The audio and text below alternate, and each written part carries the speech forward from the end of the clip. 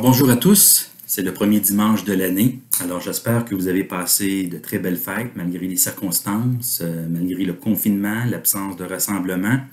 Que le Seigneur puisse nous bénir pour la nouvelle année qui vient et surtout nous garder en lui tout au long de cette année. Ce matin, j'aimerais vous apporter une méditation sur un récit des évangiles où nous voyons Jésus accueillir et bénir des enfants.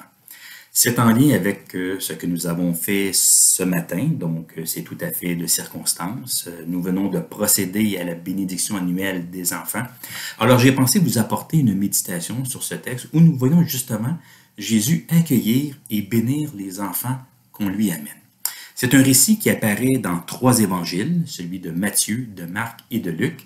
Nous allons nous concentrer ce matin sur la version de Marc qui est la plus complète.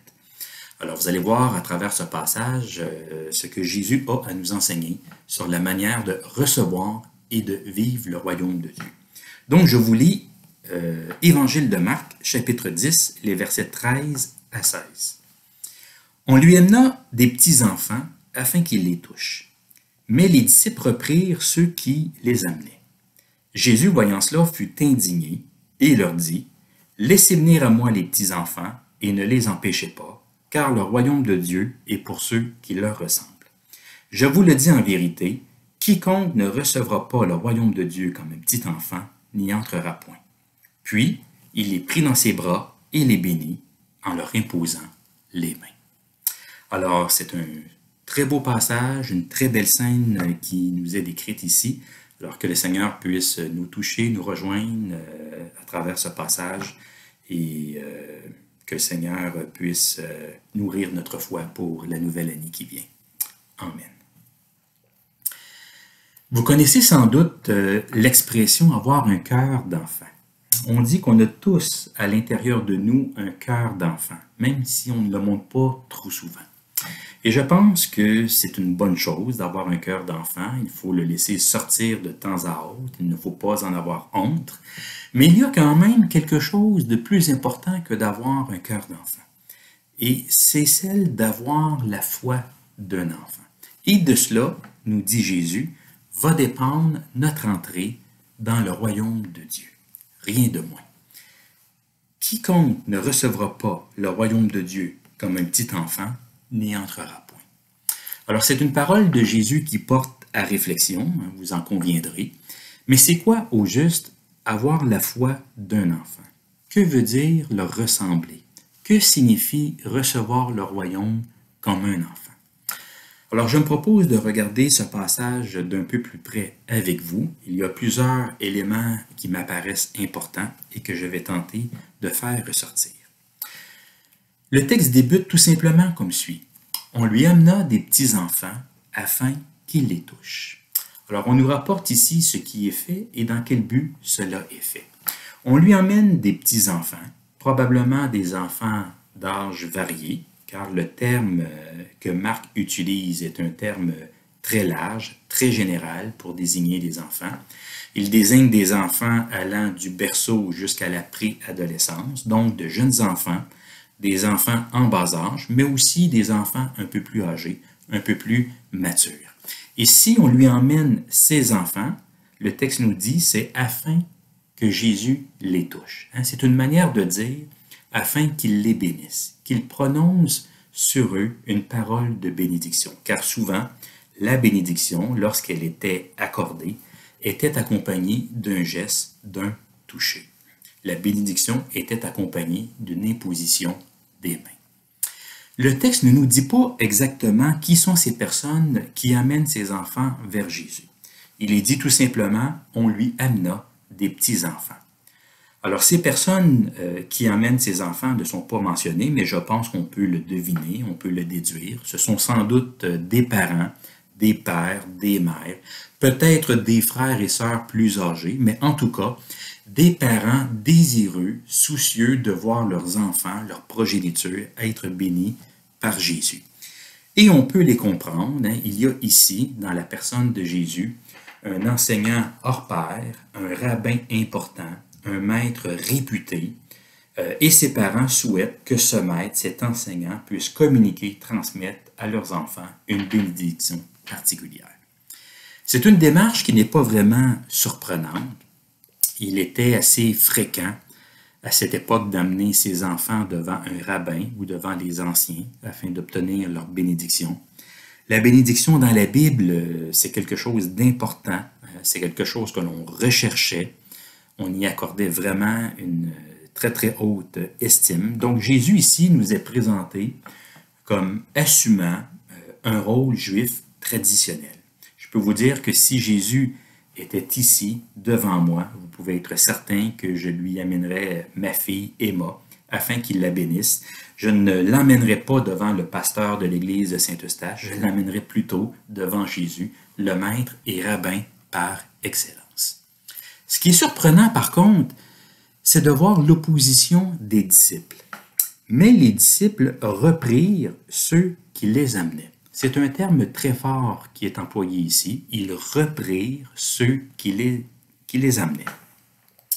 Donc, les disciples se sont mis à dire, on pourrait dire qu'ils se sont mis à chicaner les parents qui amenaient leurs enfants. Il ne s'agit pas d'une petite réprimande fraternelle, mais d'une forte désapprobation. Les disciples trouvent que ce n'est pas une bonne idée de laisser faire ses parents qui amènent leurs enfants. Donc, ils décident de s'interposer entre ses parents et Jésus lui-même. Ils décident de rabrouer les parents. Bien sûr, on se pose la question, mais pourquoi? Pourquoi cette réprimande à l'égard des parents? Bon, toutes sortes de raisons ont été avancées pour expliquer leur comportement. Les disciples veulent peut-être protéger Jésus, empêcher un trop grand nombre de personnes de s'approcher de lui. Ils veulent peut-être lui éviter d'être ralenti dans son projet de se rendre à Jérusalem. Ils veulent peut-être lui éviter de perdre du temps, qu'il soit dérangé dans son horaire, dans son programme de la journée. Ils sont peut-être tout simplement irrités par la présence des enfants autour de Jésus. Et on sait que les enfants peuvent parfois être bruyants, dérangeants, avoir des comportements déplacés.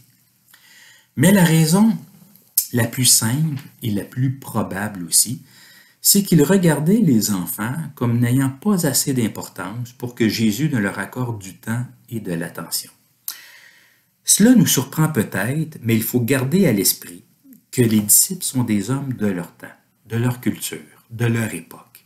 Ils vivent dans un monde où les enfants sont situés très bas dans l'échelle sociale, ils n'ont pas de statut particulier, ils ne disposent pas vraiment de droits pour les protéger. Oui, dans la culture juive, les enfants étaient vus comme une bénédiction du Seigneur, c'était une richesse, surtout si on en avait beaucoup. Les enfants assuraient une descendance, c'était important d'assurer la poursuite de sa lignée. Et les enfants étaient en général, dans la culture juive, mieux considérés que dans la culture gréco-romaine. Mais quand même, les enfants n'avaient aucun droit. Ils se devaient de servir leurs parents, d'obéir en tout point.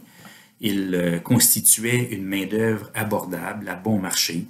Obéir et servir, telle était leur place et leur devoir. Et les disciples partagent les valeurs et les normes de leur temps, de leur époque, de leur culture.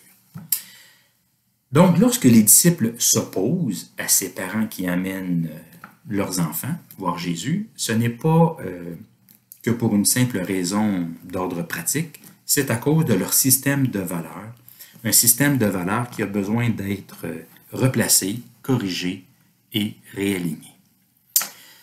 Jésus, voyant cela, fut indigné. Encore une fois, le terme employé par Marc est très fort ici. Il exprime une forte réaction émotionnelle de la part de Jésus. Et fait surprenant, Marc est le seul à nous rapporter cette réaction de Jésus. Il y accorde de l'importance.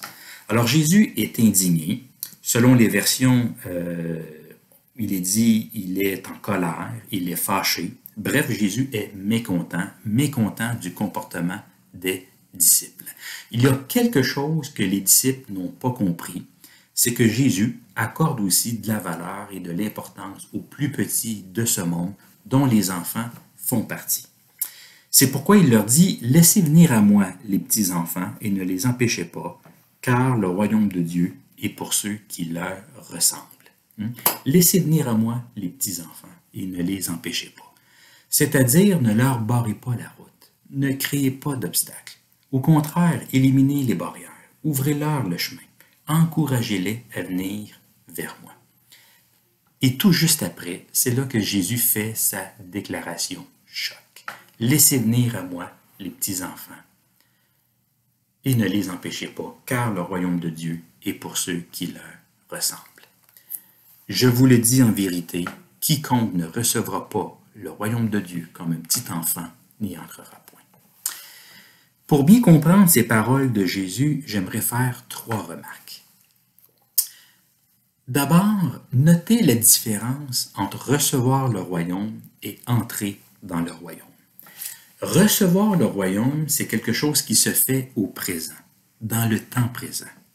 Alors qu'entrer dans le royaume, c'est quelque chose qui se fait au futur, qui aura lieu dans un futur donné. Le langage diffère selon qu'il est question du royaume présent ou du royaume futur. Quand il est question du royaume présent, on parle de recevoir le royaume. Mais quand il est question du royaume futur, on parle d'entrer dans le royaume. On reçoit le royaume présent et on entre dans le royaume futur. Donc le langage est différent. Et il y a un lien entre les deux. Ce n'est qu'en recevant le royaume dans le temps présent qu'on peut espérer entrer dans le royaume qui est à venir. Autrement dit, il y a une condition pour entrer dans le royaume qui vient, c'est de recevoir le royaume qui est présentement annoncé, c'est-à-dire accueillir Jésus et son message à propos du royaume de Dieu. Deuxième remarque, Jésus ici n'est pas en train d'idéaliser les enfants ou de les glorifier. Il faut savoir à cet effet que les enfants à cette époque, non seulement ils étaient au bas de l'échelle sociale, mais ils étaient aussi perçus d'une certaine manière. Ils étaient vus comme des exemples, des images ou des symboles d'immaturité, d'instabilité et d'inachèvement. On le voit d'ailleurs dans les épîtres de Paul. Certaines paroles de Paul se font l'écho de cette manière de voir les enfants. Par exemple, Paul juge les Corinthiens comme étant des enfants sur le plan spirituel, sur le plan du développement de la foi. Il les voit comme étant immatures dans leur foi. Alors il doit s'adresser à eux comme à des enfants. Ils sont incapables de recevoir de la nourriture solide, un enseignement plus poussé et approfondi. Donc Paul doit s'en tenir qu'aux éléments de base. Donc l'enfance peut être un symbole d'immaturité. Lorsqu'il écrit aux Éphésiens, il dit aussi qu'il ne faut pas être comme des enfants flottants et emportés de tous côtés par tout vent de doctrine, par toutes sortes d'enseignements. Il ne faut pas se laisser tromper, séduire par les faux docteurs. Alors, pour Paul, l'enfance, c'est aussi une image de l'inconstance, de l'instabilité. Et c'est aussi une image de l'imperfection, de l'inachèvement.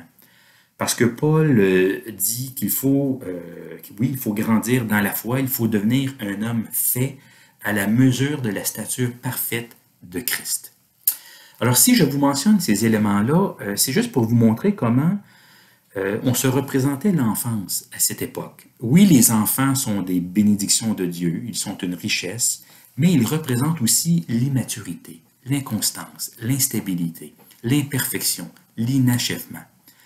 Alors oui, Jésus, comme on va le voir, il va faire de ses enfants des modèles de foi pour nous, mais il n'est pas nécessairement en train de les idéaliser ou de les glorifier. Ma troisième remarque, c'est la suivante. Jésus nous dit que les enfants, même si les enfants ne sont pas des saints, même s'ils ne sont pas sans péché, ils ont quelque chose à nous apprendre sur la manière de recevoir et de vivre le royaume de Dieu.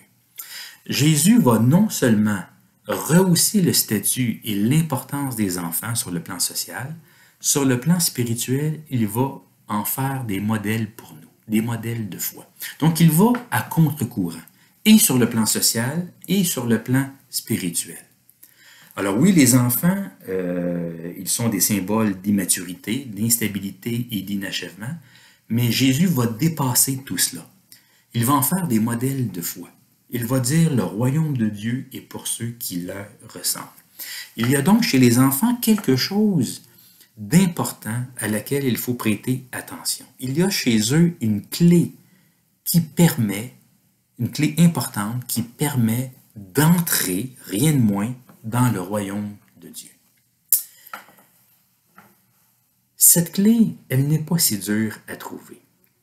Ce n'est pas une connaissance spéciale ou secrète, ce n'est pas une vérité théologique compliquée à comprendre, ce n'est pas une formule toute faite, une formule de conversion clé en main. Non, cette clé, c'est plutôt une posture, une manière d'être, une manière de recevoir et de vivre le royaume en nous inspirant des enfants autour de nous. C'est que Jésus nous invite à penser en termes d'analogie, en termes de comparaison. Tantôt, je disais que les enfants étaient perçus comme des symboles d'immaturité, d'instabilité et d'inachèvement.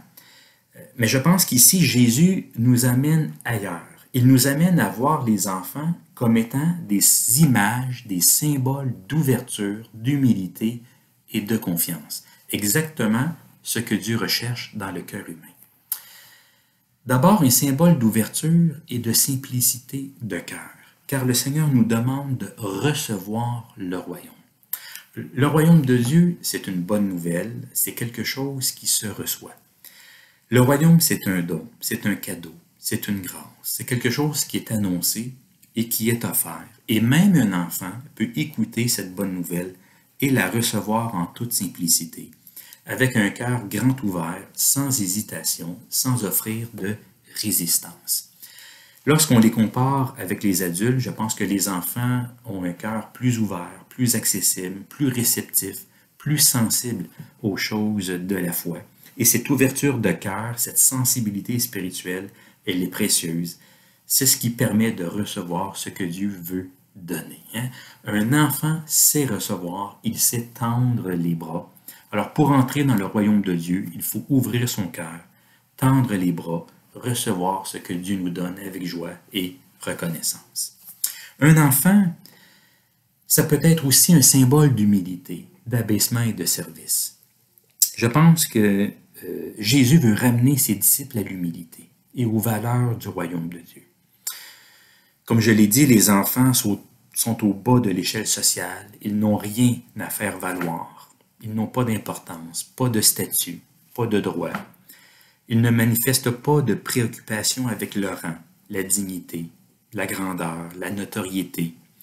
Ils n'ont rien à présenter au Seigneur, pas de réussite, pas d'exploit, pas d'accomplissement, pas de mérite, pas de diplôme, rien. Ils n'ont rien à faire valoir. Ils ne sont pas importants sur le plan social.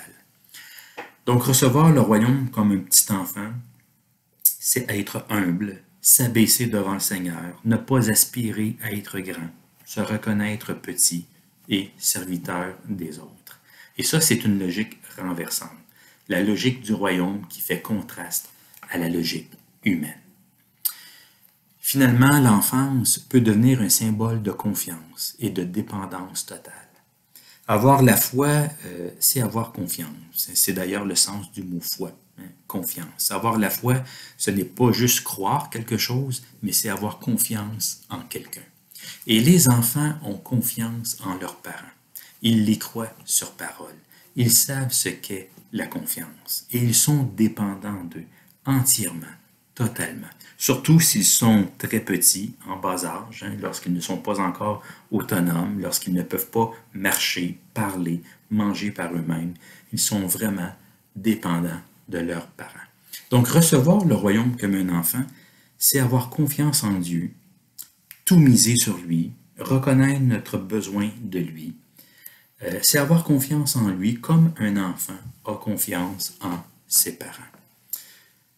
Alors, ce qui compte, ce n'est pas tant notre théologie, nos croyances, nos doctrines. Oui, tout ça, c'est important. Mais l'important, c'est de se laisser aller à une relation simple, vivante et naturelle avec Dieu, notre Créateur, Seigneur et Sauveur. Donc, pour Jésus, les enfants sont des modèles pour nous parce qu'ils représentent bien toutes ces différentes postures. L'idée, c'est de s'approcher de Dieu avec une posture qui est semblable à celle que manifestent les jeunes enfants à l'égard de leurs parents. Et toutes ces postures-là que j'ai mentionnées, je le précise, ne s'opposent pas à l'idée de maturation, de transformation dont nous avons déjà parlé. Nous sommes appelés à grandir, oui, à devenir adultes, même dans notre foi. Mais ce que nous dit Jésus, c'est qu'il y a quand même des éléments, des attitudes ou des postures de l'enfance qu'il faut conserver à tout prix. Où il faut se débarrasser de l'instabilité, de l'inconstance, de l'immaturité. Mais il y a quand même des éléments de l'enfance à conserver tout au long de notre vie de foi. Et non pas juste à avoir au tout début de notre marche chrétienne. Et finalement, ce que nous voyons dans ce passage, bien, c'est l'accueil de Jésus, sa bénédiction sur les enfants. Et c'est une scène très touchante. Il est dit, il les prit dans ses bras, il les bénit en leur imposant les mains. Alors je pense qu'on peut un peu s'imaginer la scène. Des parents qui emmènent leurs enfants au Seigneur, des enfants qui sont peut-être un peu gênés. Jésus qui leur dit de s'approcher, il les prend dans ses bras, il les touche, il les bénit, il leur parle. Il leur montre de l'intérêt, de la gentillesse.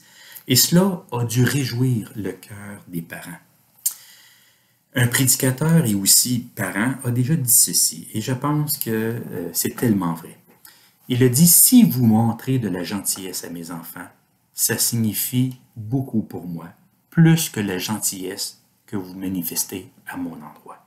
Je répète, si vous montrez de la gentillesse à mes enfants, cela signifie beaucoup plus pour moi, plus que la gentillesse que vous manifestez à mon endroit.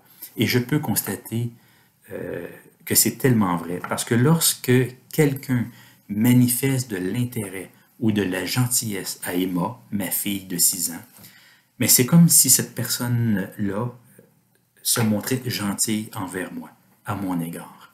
Et ça me réjouit. Et on sait, comme parents, comme grands-parents, là, on est content quand les autres s'intéressent à nos enfants et à nos petits-enfants. Donc Jésus accorde sa bénédiction en parole et en action aux enfants. Alors je pense que c'est un passage qui nous invite à apprendre des enfants, à apprendre de leur foi, à se laisser inspirer par eux. Parce que les enfants ont tellement de choses à nous apprendre, à nous enseigner, souvent à leur insu. Et c'est aussi, je pense, un encouragement à conduire nos enfants au Seigneur, au meilleur de nos capacités et de nos connaissances. Les enfants sont un modèle de foi, mais le rôle des parents est loin d'être superflu. Il est même essentiel. D'ailleurs, dans le texte d'aujourd'hui, on voit que les enfants n'ont pas pris l'initiative d'aller voir Jésus par eux-mêmes. Ce sont leurs parents qui les ont amenés. Les enfants sont ouverts à la foi, mais il faut quand même leur présenter Jésus et les conduire à lui. Notre premier champ de mission, ce sont nos enfants. C'est notre foyer. Alors que Dieu nous vienne en aide dans cette mission. Et rappelons-nous cette belle parole de Jésus, qu'il puisse nous nourrir tout au long de cette année. Le royaume de Dieu est pour ceux qui leur ressemblent. Amen.